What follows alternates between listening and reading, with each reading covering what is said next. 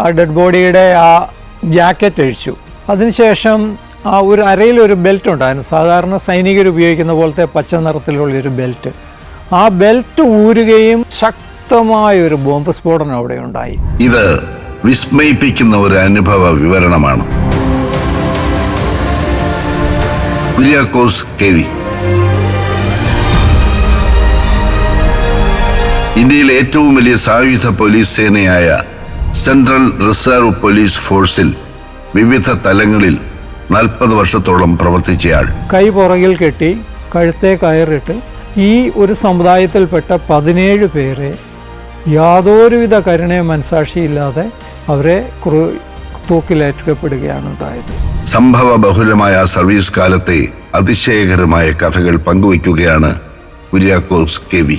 Police അകത്തോട്ട് കയറിയിട്ടുണ്ടെങ്കിൽ ആ പോലീസുകാർ ആ മകനെ വെടിവെക്കുമോ എന്നുള്ളൊരു ഭയത്താലാണ് ഈ പിതാവ് ഈ സ്റ്റേഷൻ ഹൗസ് ഓഫീസറിനെ വളരെ ശക്തിയായ രീതിയിൽ വന്ന് കെട്ടിപ്പിടിച്ച്, അനങ്ങാൻ വയ്യാത്ത വിധത്തിൽ കെട്ടിപ്പിടിച്ച്, ഉടൻ തന്നെ കൂടെ ഉണ്ടായിരുന്ന ഒരു പഞ്ചാബ് പോലീസിൻ്റെ ജവാൻ ഇത് കണ്ടുകൊണ്ട് ആ മനുഷ്യൻ്റെ മേൽ വെടിവെച്ചു.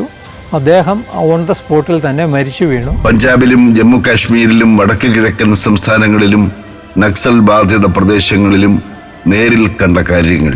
നമ്മൾ രാത്രിയിൽ ഒരു വീട്ടിൽ ചെന്ന് വിളിച്ചാൽ മുട്ടിയാൽ ആ വീട്ടിലുള്ള വീട്ടുകാർ വാതിൽ തുറക്കുകയില്ല. നമ്മൾ ബലമായിട്ട് വാതിൽ ചവിട്ടിപ്പൊളിച്ചാൽ മാത്രമേ ഉള്ളൂ ആ വാതിൽ തുറക്കുകയുള്ളൂ. കാരണം തീവ്രവാദികളെ അത്ര കണ്ടവർ ഭയപ്പെട്ടിരുന്നു. ഉള്ളുലച്ച അനുഭവങ്ങൾ. ഈ ജവാൻ ഒരു നിവൃത്തിയില്ലെന്ന് പറഞ്ഞാൽ ഒരു നിവൃത്തിയില്ല. അവൻ പറയുന്നുണ്ട്, എന്നെ ആരെങ്കിലും ആ കോടാലി വെച്ചൊന്ന് വെട്ടിക്കൊല്ല്, അല്ലെങ്കിൽ നിങ്ങൾ ആരെങ്കിലും എന്നെ ഒന്ന് വെടിവെച്ച് കൊല്ല്.